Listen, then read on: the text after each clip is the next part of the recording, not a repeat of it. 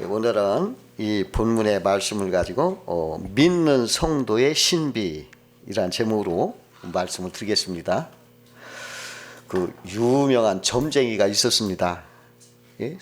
수많은 고객들을 확보하고 아주 명성을 날려서 그냥 대단한 사람이었어요. 그 사람이 사주팔자, 관상, 운명을 막 아주 귀신같이 이렇게 알아맞추고 그 복채를 받은 데 따라서 처방을 막 해주는 사람이었어요. 아주 백발백중 잘 맞는 거예요. 쪽집게예요. 그런데 가끔씩 자기 점괘나 운명 진단이 틀리는 경우가 있었어요. 꼭 망할 사람인데 망하지 않고, 꼭 병들어 누워 있어야 할 사람인데 건강에 활보하고 있고, 또 죽을 사람인데 잘 살고 있어요. 그런 케이스가 있어가지고 그 배우와 배경을 조사해 봤어요. 그리고 발견한 것은 그들 모두 다 예수 믿는다는 거예요. 그들이 다. 그래서 그는 예수가 궁금했어요. 그래가지고 어떻게 예수님을 믿는 사람들은 운명을 거스리고 이렇게 힘차게 살 수 있을까 신기했어요. 그래서 그는 예수를 알기 위해서 성경을 연구하다가 은혜를 받았어요. 그래가지고 결국 그 사람이 점쟁이를 다 때려치고요, 예수를 믿게 되었습니다. 그리고 이제는 전국을 다니면서 그걸 간증하고 다녀요. 그 이름도 있지만 이름은 알 맡기겠습니다. 그 예수를 전도하는 사람이 됐습니다. 오늘 본문에 보니까 출애굽한 이스라엘 백성을 두려워하고 미워한 모압 왕이, 그 발락이라는 왕이 이스라엘을 저주하려고 발람 선지자를 매수했어요. 그래, 저 이스라엘을 좀 저주해서 좀 약하게 해달라. 그런데 그 이스라엘 백성에게 발람이 막 저주해도 저주가 안 통하고 오히려 저주가 축복으로 변화되는 거예요. 그래서 23절에 보니까 야곱을 해야 할 점술이 없고 이스라엘을 해야 할 복술이 없도다, 이렇게 말하는 거예요. 하나님의 백성은 저주도 축복으로 바꾸고 그를 해야 할 점술이 없고 복술이 없는 신비한 사람이다 하는 것입니다. 그러면 오늘 어떻게 성도가 저주를 이기는 신비한 복된 삶을 살 수 있는가 한번 알아보면서 은혜를 나누고자 합니다. 첫 번째로, 성도의 신비한 복된 삶은 예수 십자가의 은혜가 임하였기 때문이라는 것입니다. 구약은 신약의 그림자요 모형입니다. 그 출애굽한 이스라엘 백성이 신약의 성도를 상징하는 사람들이에요. 이스라엘이 홍해를 건너 애굽을 나온 것 같이 신약의 성도들은 예수 십자가를 믿음으로 죄악에서 나와 성도가 된 것입니다. 그래서 그 십자가는요, 거대한 홍해예요. 그 홍해를 갈라서 나온 거예요. 예수 십자가는 제2아담 대신 예수 그리스도께서 우리를 대신해서, 우리 죄를, 저주를 대신해서 십자가에서 피 흘려 죽으심으로, 또 3일 만에 부활하심으로써 우리로 하여금 이제 죄에 대해서 죽고 복으로 다시 살게 하시는 그러한 십자가인 것입니다. 그러므로 예수 믿는 성도는 예수 십자가로 이제 예수와 함께 죽었고, 그래서 죄라고 하는 저주가 떠나갔어요. 그리고 예수의 부활과 함께 우리도 부활의 생명으로 다시 살아서 죄의 저주 아래 있지 않고 은혜 아래 있다는 것입니다. 그러므로 성도에게는 해야 할 점술이 없고 복술이 없다, 오직 은혜만 있다, 이것입니다. 제가 어느 날 추운 날, 겨울날인데 따뜻한 물을 떠가지고 세수도 하고 면도를 하는데, 면도 이렇게 거울을 보는데 김이 서리더라고요. 그래가지고 안 보이니까 불편해서 이걸 물속에다 이렇게 거울을 담궜다 꺼내니까 싹 없어졌어요. 그래서 얼마 동안 김이 안 서리더라고요. 근데 깨달아지는 게 하나 있어. 우리 인간이 죄로 말미암아 이렇게 흐려져 있을 때 이것을 물속에 꺼내니까, 예수의 죽음이 죽었다가 다시 꺼내니까 다시 맑아졌구나. 예수님이 죽으면 바로 이와 같이 이 물속으로 들어갔다 나왔다. 왜 우리 세례받으면 물속에 들어갔다 나왔다 이래가지고 그거구나. 거울의 원리가 그렇구나. 죄를 하나님이 이렇게 죽음으로 멸하신 거예요. 죄를 죽음으로 멸하고 다시 살아나셔서 이제 맑은 거울로 서리지 않게 이렇게 해주신 것입니다. 그러므로 예수의 죽음은 죽은 자에게는 율법이 통하지 않기 때문에 예수의 죽음은 율법을 완성시키고 다 죄의 저주를 멸한 거예요. 그리고 다시 예수의 부활은 이제 새 생명으로 은혜 안에 살게 하시는 것입니다. 그러므로 우리가 예수를 믿을 때 예수와 함께 내가 죽었고, 그래서 죄의 저주가, 사람이 죽으면 죄라는 것은 소용없잖아요. 죄의 저주가 무너나고 예수의 부활과 나를 다시 새로운 사람으로, 하늘의 사람으로 살아서 은혜 속에 거하는 거예요. 그래서 예수 믿는 자는 처음 아담 불순종의 그 죄가 딱 때려내지고 이제 둘째 아담 예수의 십자가의 부활로 새 생명을 붙인 사람이다. 그래서 예수 믿는 사람은 죄의 저주가 통하지 않고 복된 좋은 일만 있게 된다, 그러는 것입니다. 이게 얼마나 귀중한 것인지 모릅니다. 여러분들 이거 나중에, 지금은 못 깨달을지 몰라도 나중에 이걸 깨달으면 얼마나 감사할지 몰라요. 그 예수님께서 그 자기 고향에 갔을 때 고향 사람 믿질 않아요. 그러니까 고향 사람들 무슨 말을 하냐면, 이스라엘에 많은 과부가 있었지만은 오직 엘리야의 부르심을 받은 사람은 사렙다 과부뿐이었다, 그 말을 했거든요. 그게 뭡니까?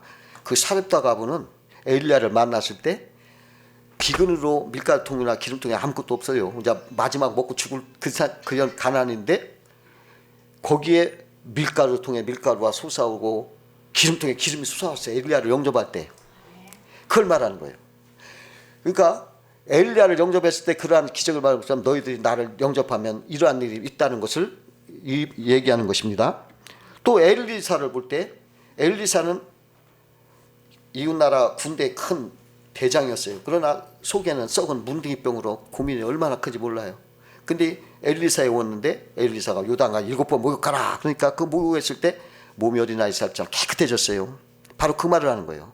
엘리사 시대 때 이스라엘에 많은 문둥이가 있었지만은 오직 엘리사의 버림받은 사람은 나만이었다, 이렇게 말하면서 그 얘기를 해주시거든요.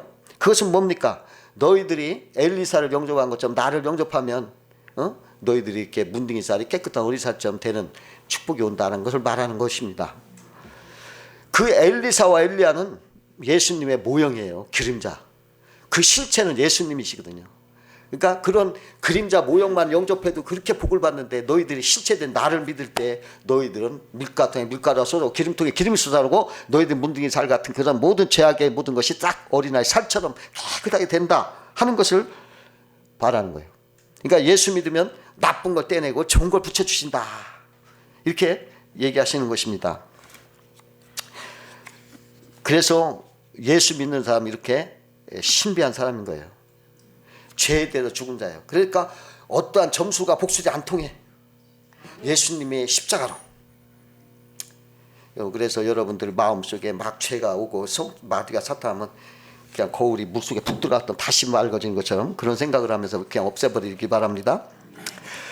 두 번째로 성도의 신비한 복된 삶은 하나님의 소유다는 거예요. 하나님의 소유가 되기 때문에 이런 거예요. 에베소서 1장 3절에 보니까 사도 바울은 성도는 성령의 인치심을 받은 자, 이렇게 말했어요. 성령의 인치심은 하나님이 너는 내 것이라, 그래갖고 하나님이 도장을 찍었다, 인치셨다는 거, 도장 찍었다는 소리예요. 이사야서 43장 1절에 야곱아 너를 창조하신 여호와께서 이제 말씀하시느니라, 이스라엘아 너를 조성하신 자가 이제 말씀하시느니라, 너는 두려워 말라, 내가 너를 구속하였고 내가 너를 지명하여 불렀나니 너는 내 것이라, 그랬어요. 성도는 하나님이 도장 찍어서 너는 내 것이다, 이렇게 하시는 거예요.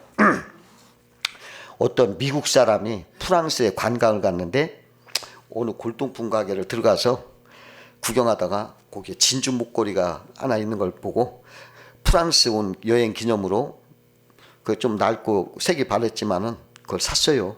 $500 달라요. $500 주고 샀어요.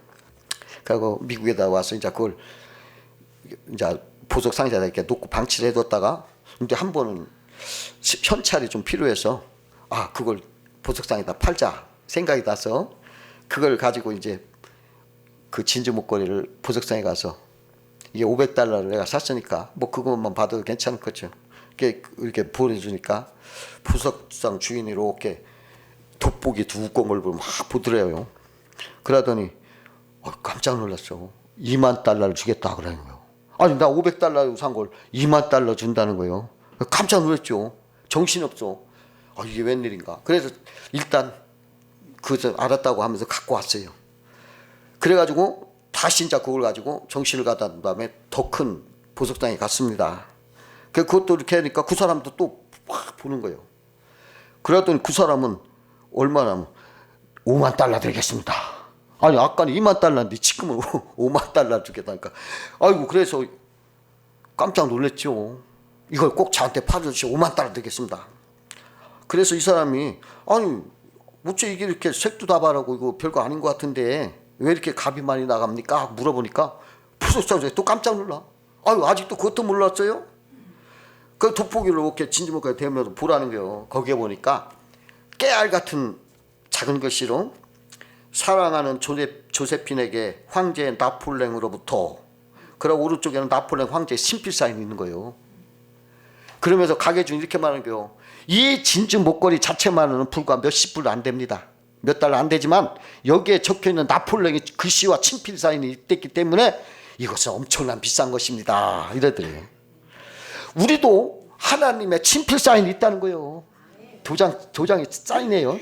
친필 사인이 하나님의 소유. 그러니까 우리는 값으로 환산할 수 만큼 소중한 자다. 그 사인이 없으면 사실 우리는 별거 없어. 그냥 몇 피시불 안 돼. 그러나 하나님이 성령 우리를 인쳐줬기 때문에 하나님의 소유기 때문에 너는 내 것이라 했기 때문에 우리는 엄청난 소중한 자들이고 값비싼 사람인 거예요. 사람들은 자기 것을 아주 자기 거라면 보잘것 없어도요 애착을 갖고 소중히 여기잖아요. 사람들은. 어느 유명한 목사님인데 그분이 교회를 개척할 때요. 근데 어느 날 수요 저녁 예배 때 할머니 한 분이 새로 나오신 거예요. 그러니까 개척교회라 성도가 적으니까 아유 목사님 너무 반가워서 막 기뻤어요. 정성껏 예배 드리고 집에 가는데 할머니가 하필이면 신발이 없어진 거예요. 아이 세상에. 그 할머니가 시험 들까봐 아이고 이거 신발을 찾았어. 그냥 성도들이 다 찾았어. 없어. 아이고 큰일 났어. 근데 이렇게 보니까 저 구석에 낡고 때 묻은 어떤 고무신이 하나 있어. 그래서 할 수 없이 그걸 갖다 드리면서 아이고 할머니 우선 이 신발을 신고 우선 가세요. 다음에 내가 고운 신발 사드릴게요. 그랬더니 할머니가 펄쩍 뛰시면서 아유 그게 내 신발이에요. 아 그러더라는 거예요. 어린아이처럼 막 좋아 아주 막 웃더래요. 그때 목사님이 깨닫기를 저렇게 때묻고 낡은 고무신 짝이라도 자기 것이니까 저렇게 좋아하는구나. 하나님도 내 것이라고 하니까 내가 정말 보잘것고 때묻고 낡았지만은 하나님이 이렇게 나를 기뻐하시겠구나 하는 은혜가 되더래요. 그걸 보고서. 그래가지고 막 힘이 생겨서 큰 은혜 받았답니다. 여러분들 우리가 부족하죠. 뭐 아유 냄새나 정말. 그런데 하나님은 이렇게 자기 것을 좋아하시는 거예요. 전라도에 어느 장로님이 고백을 하는 거예요. 그 사람이 막 가정생활로 복잡해가지고 교회를 떠나서 10년을 방황을 했어요. 근데 어느 날 술집에 앉아서 술을 먹고 있는데 마침 그 술집에서 무당을 대다 구술하고 있는 거예요. 근데 그때 무당이 구술하다 말고 말하는 거예요. 여러분 중에 혹시 예수 믿는 사람 있나요? 내 영이 그 사람 때문에 통하지 않고 있으니 그 사람 좀 나가주세요. 이 말을 들은 장로님은 눈물이 쭈르륵 났어요. 그리고 속으로 말했어요. 내가 예수님을 떠난 지가 10년이 되었는데도 예수님 내게서 떠나지 않으셨구나. 아이고 하고 하나님 앞에 회개하고 그 술집에서 회개하고 무당 말 듣고 회개하면서 새 사람 됐대요. 새로운 장로님 됐답니다. 여러분 하나님은 자기 걸 이렇게 아껴요. 여러분 보잘것 없다고 아유 내가 뭐 이러지 말고 하나님 걸 가지고 귀하다 비싸다 사인이니까 얼마나 그렇게 생각하시기 바라요. 하나님은 더욱 자기 거 아끼고 기뻐하셔요. 스바냐서 3장 17절 보니까 너희 하나님 여호와가 너희 가운데 계시니 그는 구원을 베푸실 전능자이시라. 그가 너로 말미암아 기쁨을 이기지 못하시며 너를 잠잠히 사랑하시며 너로 말미암아 즐거이 부리며 기뻐하시리라. 이렇게 말씀해요. 어떤 목사님이 초등학교 다닐 때 이렇게 상을 받으면 아버지가 얼마나 기뻐하는지 막 그냥 그런 걸 생각나더라는 것입니다. 우리 하나님 우리가 이렇게 그냥 기뻐 아주 그냥 미쳐 죽어 그냥 그렇게 기뻐하는 거예요. 여러분들 그렇게 기뻐하십니다. 세 번째로 성도의 신비한 삶은 하나님이 성령이 함께 하시기 때문에요. 함께 해주셔. 성령이 함께하면 그 신기한 일이 벌어나요. 그 어느 목사님이 산상 집회를 인도하러 산에 올라갔는데 성도들이 목요일 날 새벽에 좀 신유 안수기도 좀 해달라 막 이런 간청이 오더래요. 그래서 더 능력을 받기 위해서 높은 산에 올라가서 막 간절히 기도하는데 얼마간 기도하는 중에 사탄 마귀가 목사님에게 약하게 하더래요. 막 송사를 하더랍니다. 야, 니까지 그게 뭔데 남을 위해서 기도를 해주냐? 에휴, 너 부족한 게 이게 저거 많은데 야, 그만 치우고 나가. 이러더래요. 그런 송사를 듣고 나니까 목사님 힘이 쪽 빠졌지. 그 기도를 중단하고서 한없이 약한 상태로 빠져 있는데 그때 찬송 한 구절이 생각나더래요. 약하고 취해도 주께로 나가면 힘주시고 내 추함을 곧 씻겨주시네. 이 찬송이 생각나서 이 찬송을 여러 번 부르는데 성령님이 막 임재하더래요. 그 체험하고서 새벽 2시에 내려와가지고 기도를 해서 하는데 막 신의 역사가 나타나더랍니다. 막 그냥 병든 사람이 막 낫고 막 죽은 사람도 일어서고 막 그러더래요. 엄청난 역사가 나타났답니다. 이 신기한 일이에요. 그 오래전에 그 여의도 순복음교회 중앙교회에서 그 선교센터를 건축하는 사람이 그 감독이었는데 그 일하다 말고 이제 예배 시간에 같이 구경하러 들어간 거예요. 2부 예배가 시작돼서. 근데 마침 성찬식을 하더래요. 이 사람은 예수 믿지 않았지만 무심코 예수님의 떡과 피를 먹었대요. 그냥 예수님 떡과 피를 상자 포도주를 다 마셨더니 그러고 이제 집에 와서 집에서 담배를 피우려고 하고 술을 마시려고 하니까 구역질이 나더래. 그냥 구역질이 나. 이상해서 하도 이상해서 입만 대면 막 구역질을 하고 담배만 대면 막 구역질을 하고. 그때 조용기 목사님한테 쫓아갔답니다. 이런 걸 웬일이냐 그랬더니 이제 그분이 회개를 하고 그때부터 예수를 믿고 지금까지 예수를 믿는데 술 담배를 못 한대. 지금까지. 이게 성령의 역사인 것입니다. 그 어느 여집사님은 말이죠. 늘 전도를 많이 하는 분인데 어느 노파에게 전도를 했더니 그분이 믿겠다고 하더래요. 그러면 그 집사님들 믿는 사람한테는 꼭 성경 한 권을 이렇게 사다 줬답니다. 근데 그 노파는 글을 모르더래요. 그래서 성경책을 사줄 수가 없어서 그냥 줬더니 이 노파가 책을 들고 오는데 이렇게 보니까 잡지를 갖고 올라왔더라, 교회를. 이거 글씨를 모르니까. 그래서 이거 안 되겠다. 이 사람한테 성경 하나 그냥 사줘야겠다. 미안한 마음으로 성경을 사줘야겠다 마음을 먹었는데 이상하게 마음이 인색한 마음이 들고 저 사람 책도 못 읽는데 내가 사주면 뭐하냐 이렇게 생각이 또 들어서 그냥 거절했대요. 그 마음을. 그래서 슬쩍 모른 채하고 그냥 집으로 왔답니다. 근데 그날 밤에 말이죠. 집에 걸어놓은 양복하고 감 나가는 가재도구들이 막 싹 도둑놈이 와서 훔쳐갔대요. 근데 기가 막힐 노릇인데 어쩔 수 없는 거예요. 깨달아지기를 내가 성령의 감동을 거역하고 그랬기 때문에 이렇게 죄값으로 이렇게 다 이런 걸 훔쳐주면 도둑 많았구나. 그래서 빨리 성경책을 사서 그 노파를 사다 줬답니다. 이게 성령이 함께하면 이런 세상에서 이러한 일들이 사소한 일 같지만 다 하나님이 이렇게 세밀하게 역사하는 거예요. 네 번째로 성도의 신비한 삶은 하나님의 성도의 방패가 되시기 때문에 그런 거예요. 그 제임스 어웬이라고는 아폴로 15를 타고 인류 역사상 네 번째로 달을 착륙한 사람이었습니다. 근데 이분이 임무를 마치고 지구를 이렇게 귀환하는데 그 우주선이 안전하게 착륙하기 위해서 대형 낙하산이 이렇게 세 개가 펼쳐져야 되는데 그 중에 하나가 안 펴지더래요. 그럼 이건 그냥 떨어지니까 죽는 거지. 그래 이것을 본부에다 연락을 했더니 본부에서도 이게 안 되더래요. 안 되는 거예요.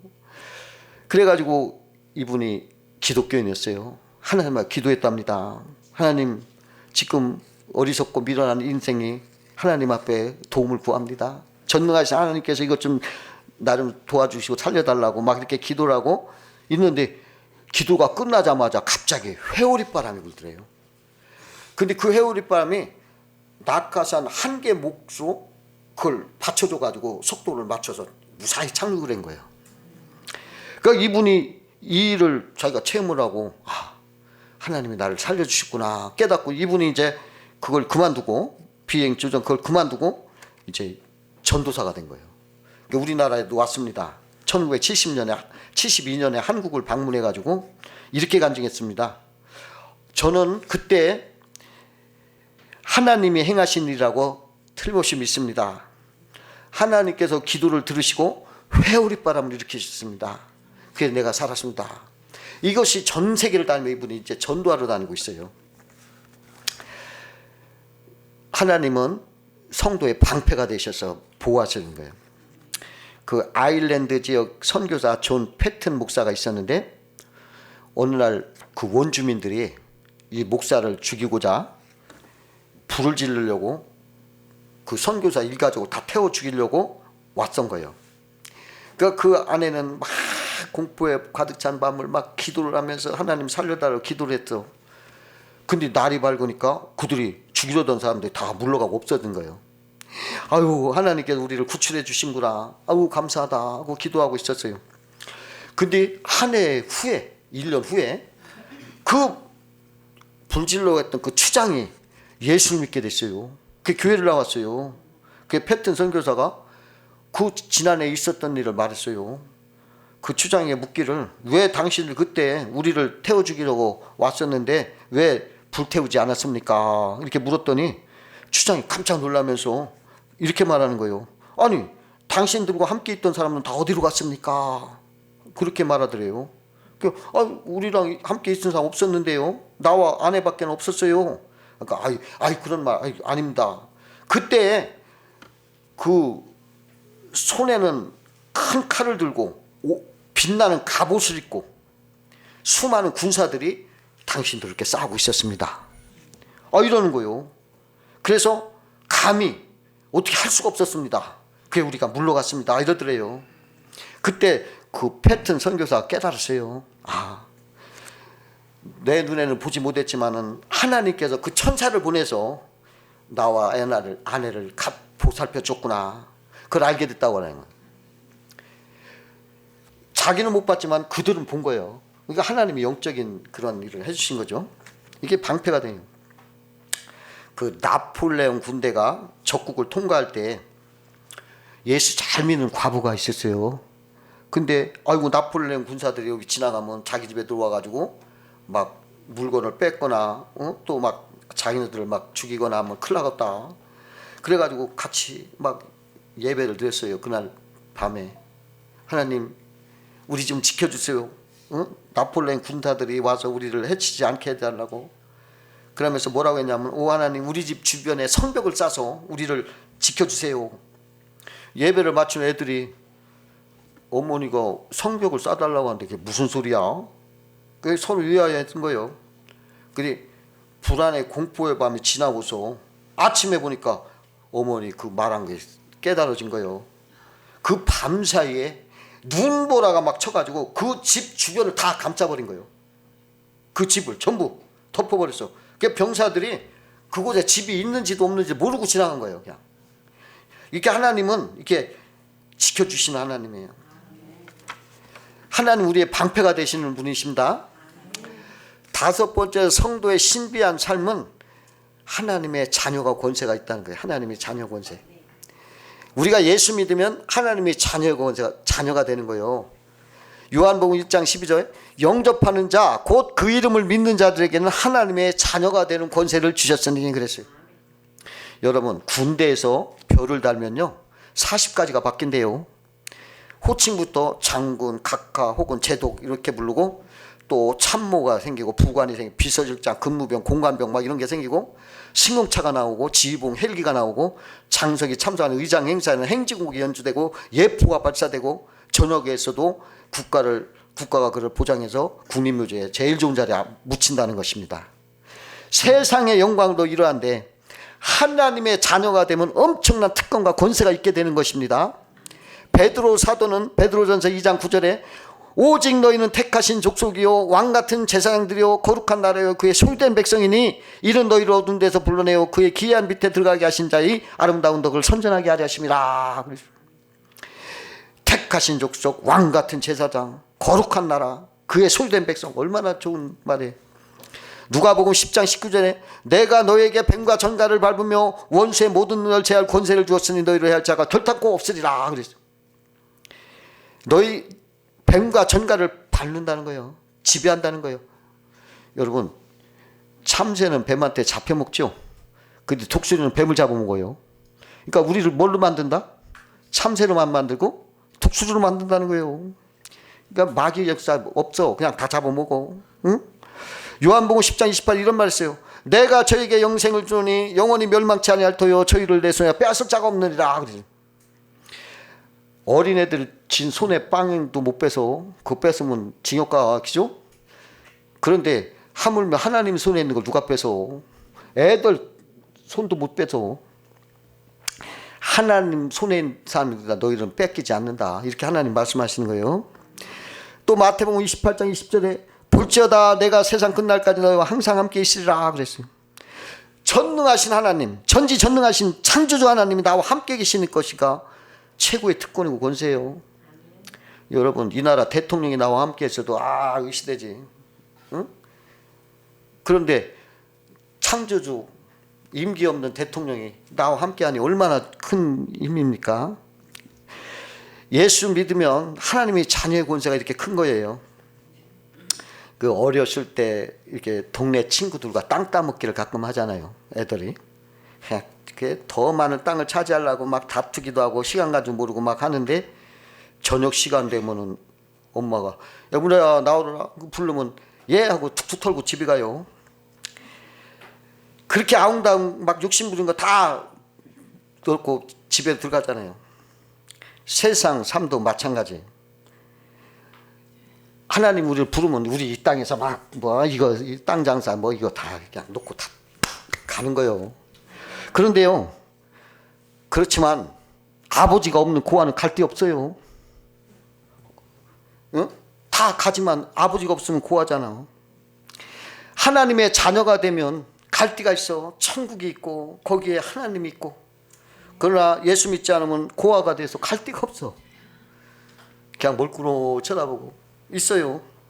여러분, 예수 믿어서 하나님의 자녀가 되면 어마어마한 축복이 있다는 거 아시고 예수 믿고 하나님 사시기를 주의 이름으로 축원합니다.